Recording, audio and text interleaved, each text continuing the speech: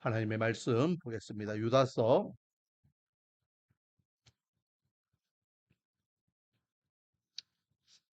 유다서는 한 장밖에 없죠. 유다서 17절부터 마지막 절 25절까지 말씀입니다.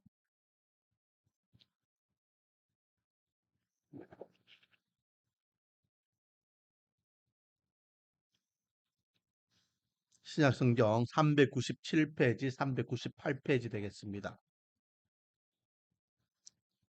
유다서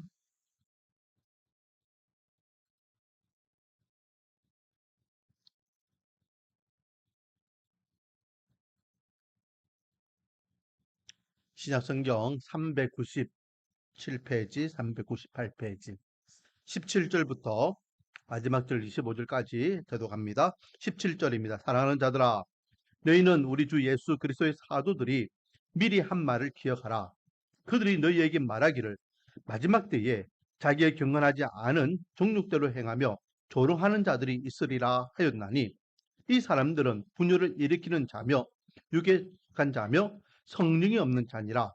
사랑하는 자들아, 너희는 너희의 지극히 거룩한 믿음 위에 자신을 세우며 성령으로 기도하며 하나님의 사랑 안에서 자신을 지키며 영생에 이르도록 우리 주 예수 그리스도의 긍휼을 기다리라.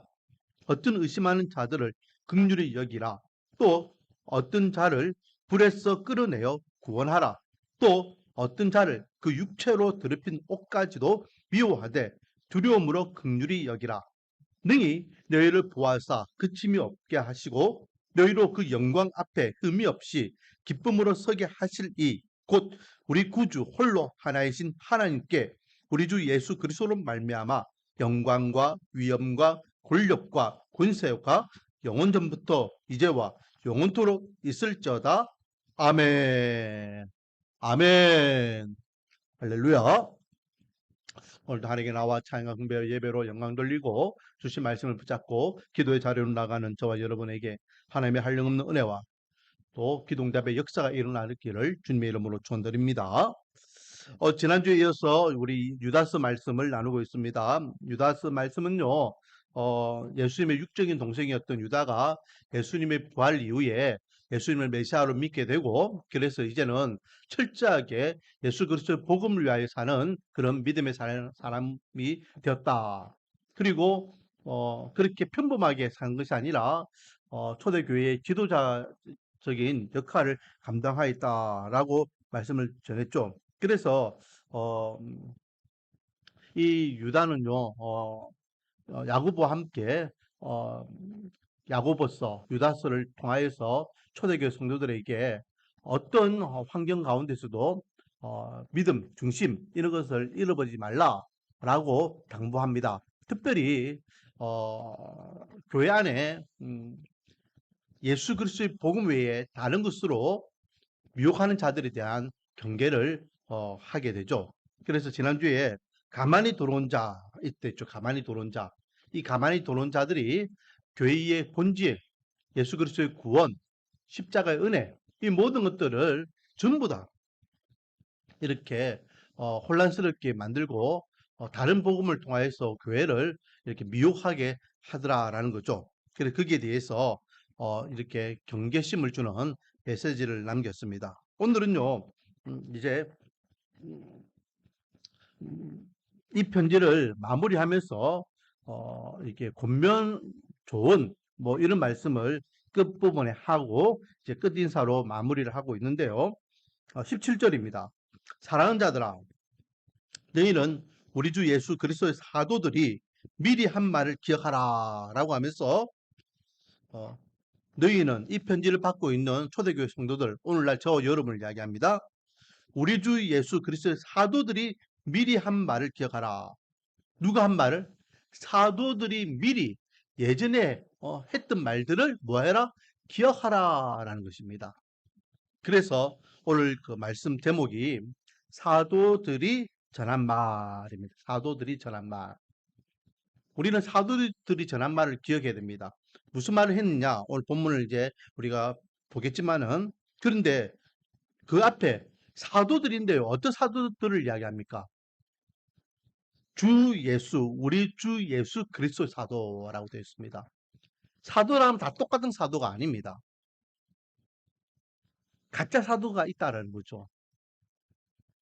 지금 여기에서 이야기하는 우리 주 예수 그리스도 사도들이 미리 말한 말을 기억하라라는 것은 전통성을 이야기합니다.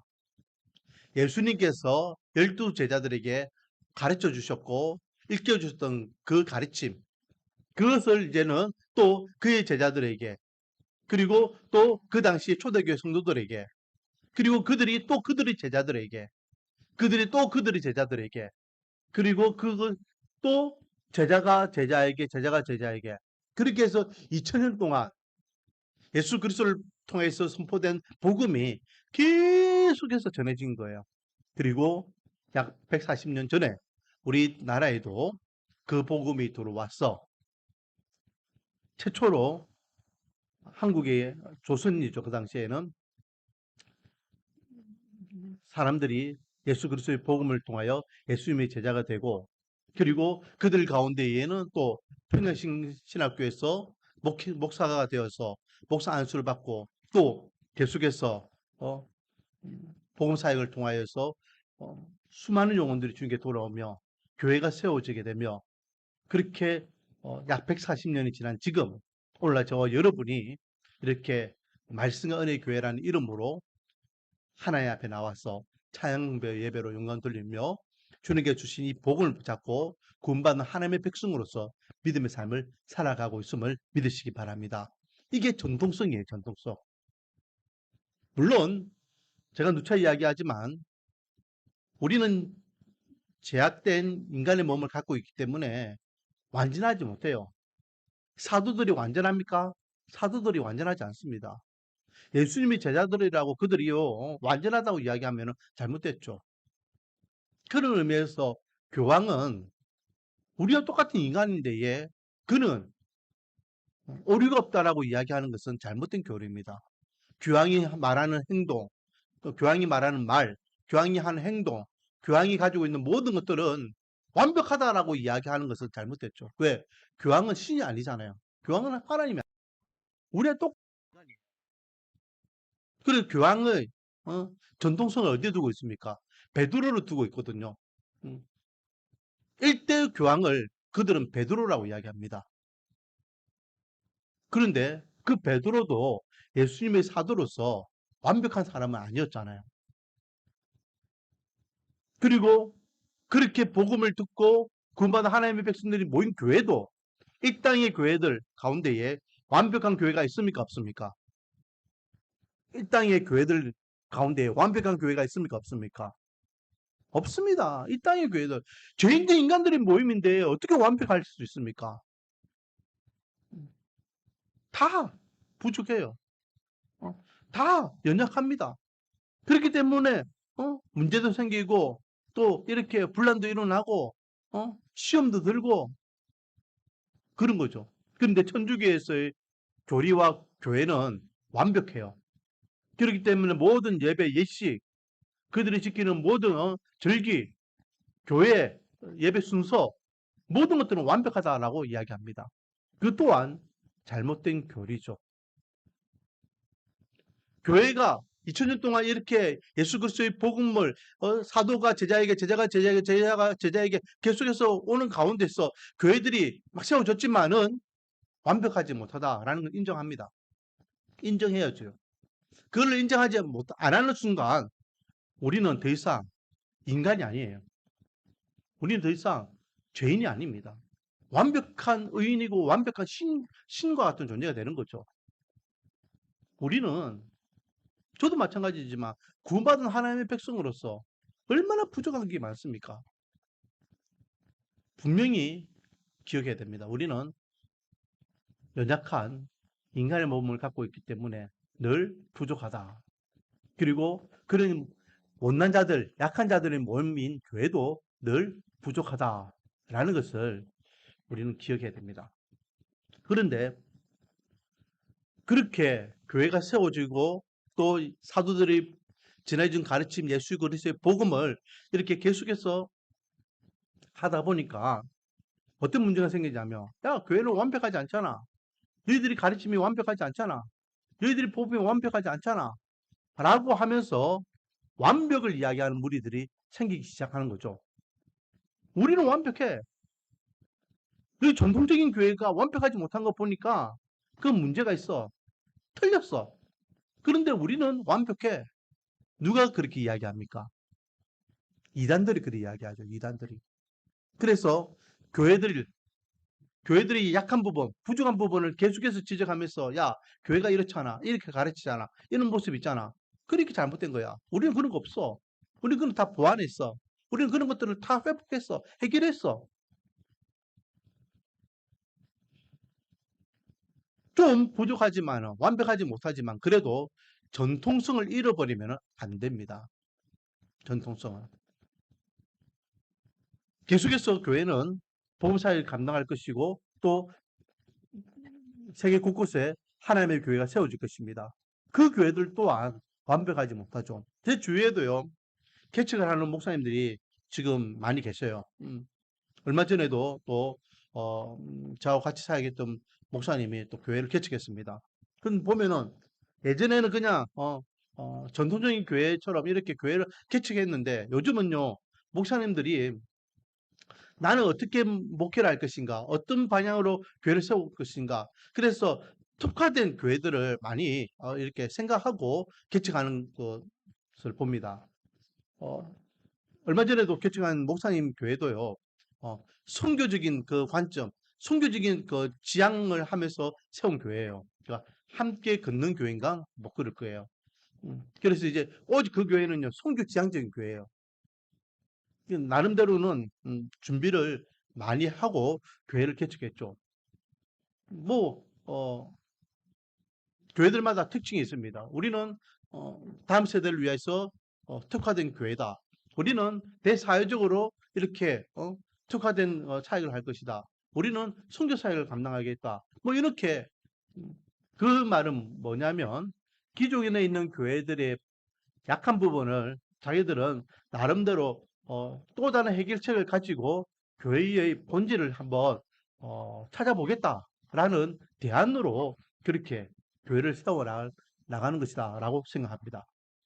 그럼에도 불구하고 그렇게 준비한 교회도 완벽하지는 못하다라는 거죠. 왜요? 죄인된 인간들의 모임이기 때문에 그렇습니다. 제가 요즘 유튜브를 좀뭐 관심 있게 보고 있는 유튜버가 있는데요.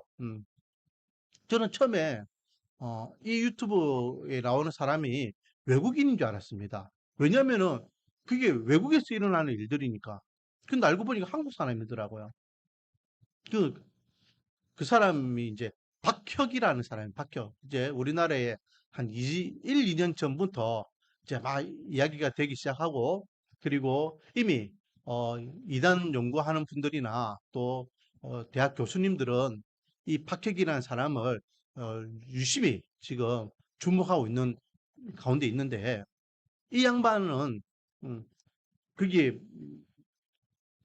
직함이 뭐라 되냐면 박혁 전도자라고 되어 있습니다. 전도자. 전도사도 아닙니다. 목사도 아닙니다. 전도자입니다. 그리고 자기는요, 자기가 음, 진짜 하나님의 종이라고 이야기하죠.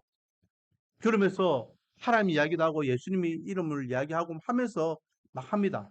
그러면서 막 귀신도 쫓아내고 막 사역을 하고 막 그러는데 철저하게 신사도 운동을 표본이죠. 전통적인 교회가 갖고 있는 틀들을 다 무시하고 자기가 그냥 어, 사람들을 안수해가지고 목사 세우고요. 그래요. 이제 31살, 30살 정도밖에 안 되는 젊은 사람인데 우리가 기존에 알고 있던 그런 것들을 완전히 무시해버리고 이렇게 사람들을 미혹하고 있는 것을 보게 됩니다. 그러니까 요즘은 말 많습니다. 진짜 하나님의 종이 나타났다. 기성교회가 못하는 것을 이 사람이 하기 때문에 기성교회가 이 사람을 핍박하는 것이다. 인정하지 않는 것이다. 그리고 또 우리 건전한 교단에서는 저거는 사이비다. 조심해야 된다. 경계해야 된다. 라고 이야기합니다. 문제는 뭐냐면 이 박혁이라는 이 양반은 전통성이 없는 거예요. 그래서 자기 마음대로 쇼맨십을 가지고 막 하는 것을 보게 됩니다. 그리고 사람들이 거기에 미혹돼 가지고 어, 아무 생각 없이 그냥 어, 어, 추종하고 따라가는 그런 것들을 보게 되죠. 중요한 것은 전통성을 우리는 결코 무시하면 안 됩니다. 전통성은 다른 말로 하면 뿌리예요, 뿌리. 어떤 뿌리? 작년 말이죠. 작년 말에 우리 교회가 뭐 이 동네 사람들 우리 교회를 마치 이단이라고 생각한다라고 막 이렇게 사람들이 이야기하더라라는 이야기를 들었잖아요. 그러면서 우리 교회가 이단인 것 같다라고 이야기하는 이유 중에 한 가지가 뭐라 했습니까? 우리 교회에는 교단 마크가 없다라는 거예요. 교단 마크가. 그래서 어, 어, 이단이다라고 이야기한다라는 거예요. 그 교단 마크를 이야기하는 게 뭘까요? 그 사람들이 이야기하는 교단 마크는 뿌리를 이야기합니다. 어느 뿌리를 두고 있는 교회냐? 어느 교파, 어느 교단이냐? 보수냐? 어, 또 진보냐? 음, 자유주의 성향이 있냐? 아니면 성경주의로 이렇게 철저하게 세워지고 있느냐? 음, 그런 것들이 뿌리를 이야기하는 거죠. 저와 여러분은 철저하게 어, 하나님의 말씀을 생명의 말씀으로 믿고 이 복음을 오직 유일한 구원에 대한 복음으로 믿고 예수 그리스도를 유일한 구원자로 믿는 그 뿌리를 갖고 있는 교단에서 어, 믿음과 신앙생활을 하고 있습니다. 그러므로 우리는 이 뿌리를 결코 무시하면 안 됩니다. 부족한 것이 있으면 채워나가면서 이 뿌리를 더욱더 건강하게 만들어서 더욱더 많은 이들에게 복음을 또 더욱더 많은 다음 세대들에게 바른 믿음과 신앙을 전할 수 있는 우리 말씀과 은혜의 교회가 되기를 주님의 이름으로 축원드립니다. 자, 그러면 지금 길게 전통성에 대해서 이야기했는데요. 이 예수 그리스도의 사도들이 미리 전한 말이 뭐냐? 그걸 기억해야 됐잖아요. 오늘 본문에 보니까 크게 두 가지를 이야기합니다. 크게 두 가지. 첫 번째는 18절 말씀을 보면 그들이 너희에게 말하기를 그들이는 누굽니까? 예수 그리스도 사도들이죠. 사도들이 우리에게 이 편지를 받고 있는 초대교회 성도들에게 말하기를 마지막 때에 자기의 경건하지 않은 정욕대로 행하며 조롱하는 자들이 있으리라 하였다. 마지막 때가 되면 경건하지 않는 자기의 경건하지 않는 정욕대로 행하며 조롱하는 자들이 일어나게 될 것이다. 경건하지 않은 자들, 자기의 정욕대로, 자기 이익을, 자기 욕심대로 살아가는 자들, 그리고 조롱하는 자들, 비난하고 조롱하는 자들이 일어나게 될 것이다. 그들을 뭐 해라? 경계해라 라는 거죠. 근데 그들은요, 어떤 사람입니까? 19절에 보니까 이 사람들은 분열을 일으키는 자며 육에 속한 자며 성령이 없는 자라. 교회를 분란시키는 겁니다. 계속해서 다른 복음을 가지고 믿음, 신앙, 구원을 계속해서 흔들어 놓고 또 자기의 어떤 아직과 고집에 의해서 교회를 분쟁하게 만들고 하나님의 예수 그리스도의 몸된 교회를 갈게 찢게 만들고 그런 무리들이라는 거죠. 이들은요 영적인 존재가 아니기 때문에 그 속에는 성령이 없고 그리고 철저하게 자기 욕심, 자기 입장, 자기 이익, 자기 권세 육에 의한 것만 추구하는 그런 인물들이라는 것입니다. 그렇기 때문에 어떻게 하라는 겁니까? 이런 이들이 일어날 것이다. 우리 교회에 있는 사람들 많죠? 교회 안에서 내가 내다라고 하면서 신앙이 있는 척, 믿는 척, 하는 척, 아는 척, 막 거룩한 척 하면서 교회를 불안하게 하고, 음, 복음 외에 다른 것을 가지고 교회를 흔들어 놓게 하고, 그런 사람들이 많이 있습니다. 단지 이단뿐만 아니라 교회 속에서도 이런 이들이 있다라는 것이죠. 그래서 뭐 어떻게 해라는 거죠? 20절. 사랑하는 자들아, 너희는 너희 지극히 거룩한 믿음 위에 자신을 세우며 성령으로 기도하며 하나님 사랑 안에서 자신을 지키며 영생에 이르도록 우리 주 예수 그리스도의 긍휼을 기다리라라고 하며, 한마디로 이야기하며 그런 사람들로부터 우리 자신을 뭐해라? 지키라라고 이야기해. 지키라. 지키는데 어떻게 지키라고 이야기하고 있습니까? 20절, 너희의 지극히 거룩한 믿음 위에, 믿음, 참 믿음, 믿음의 근간은 무엇입니까? 십자가, 하나님의 은혜와 사랑, 나 같은 자를 살려주신 하나님 그 크신 은혜, 그리고 흔들리지 않도록 누구를 의지해야 될까요? 성령으로 기도하며. 제가 누차 이야기하지만 지금은 성령 시대라고 했습니다. 성령님께서 우리와 함께 하시는 목적이 뭡니까? 성령 하나님께서 이 땅에 존재하시는 목적은요, 우리의 구원을 완성하기 위한 거예요. 우리를 예수 그리스도를 믿게끔 만드시고 그 믿음대로 신앙생활을 하게 만드시고 그 믿음을 잃어버리지 않도록 계속해서 지켜주시는 분이 성령 하나님의 역할이에요. 언제까지? 우리가 천국에 들어갈 때까지. 구원의 완성은 우리가 천국 들어갈 때가 구원의 완성입니다. 구원받았지만 아직까지 완벽한 구원은 아니잖아요. 언젠가 주님 오시면 우리가 구원받았고 확신하고 있지만 아직까지 우리가 완벽하게 천국에 들어간 건 아니잖아요.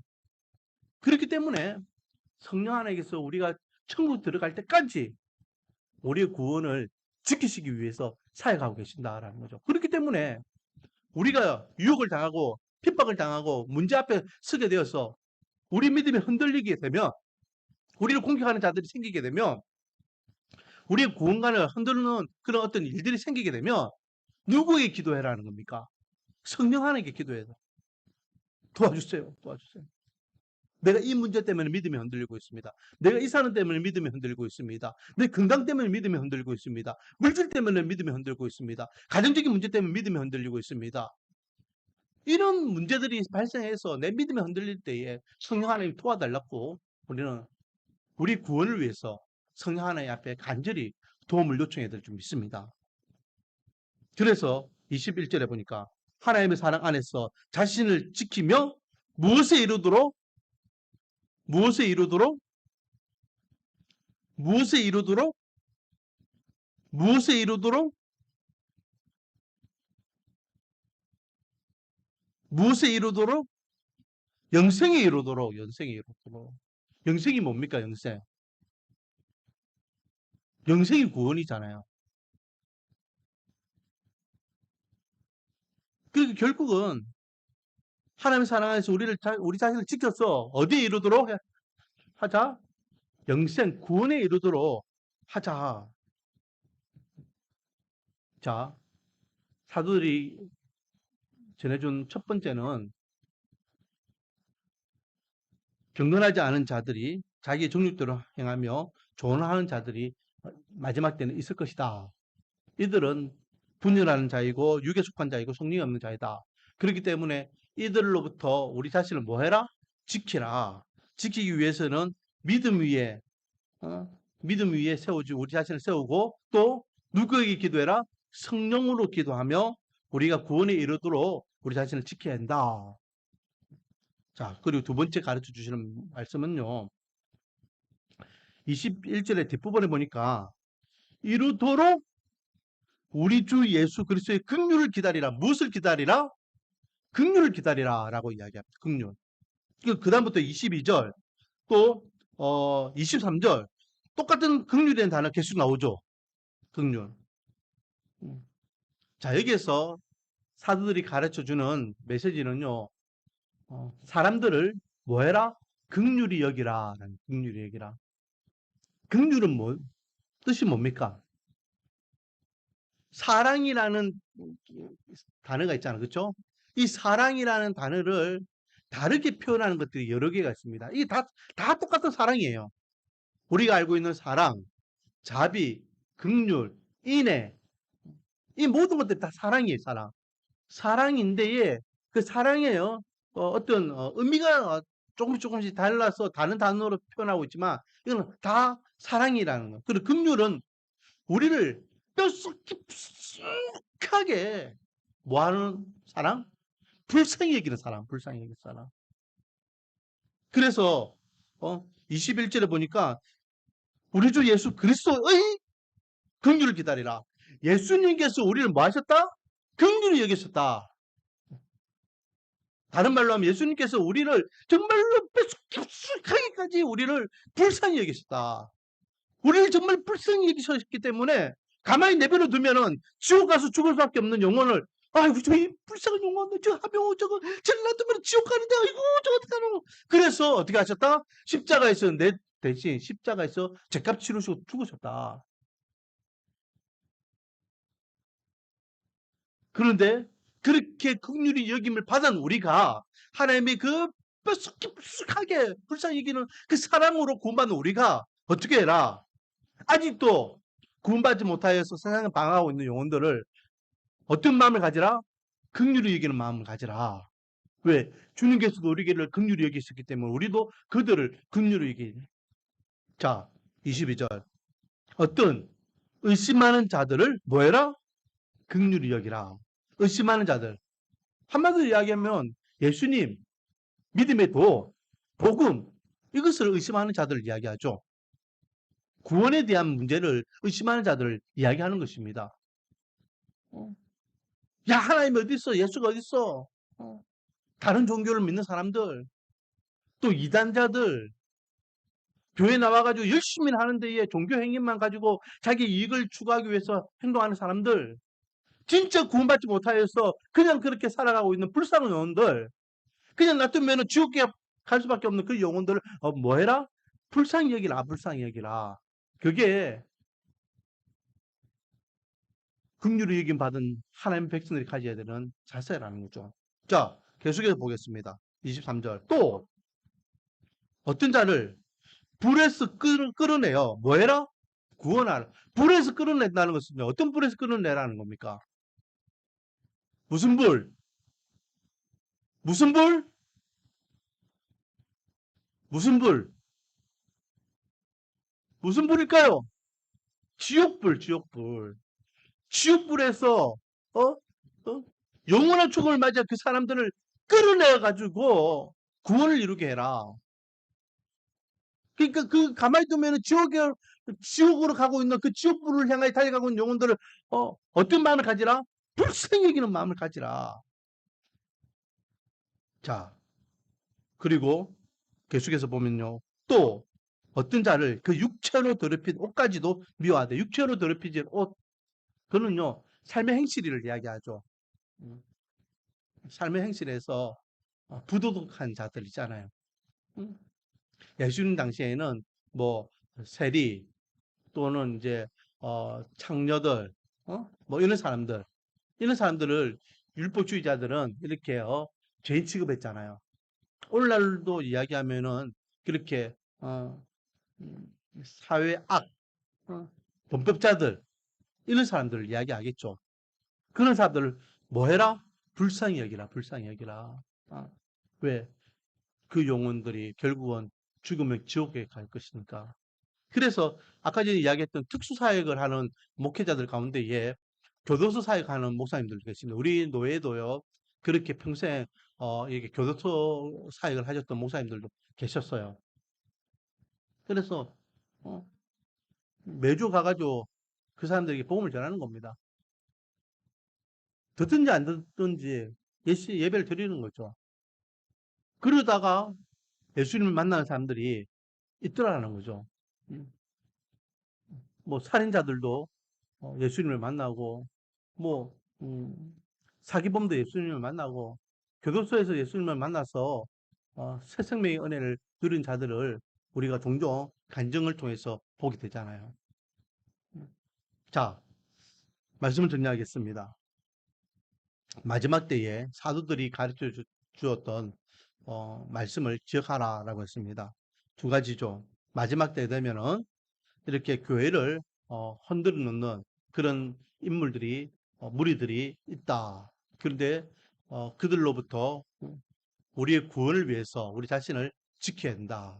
지키기 위해서는 믿음 위에 우리가 세워져야 되고 또 성령 하나님께 기도로 해서 우리가 흔들리지 않는 믿음을 가져야 된다.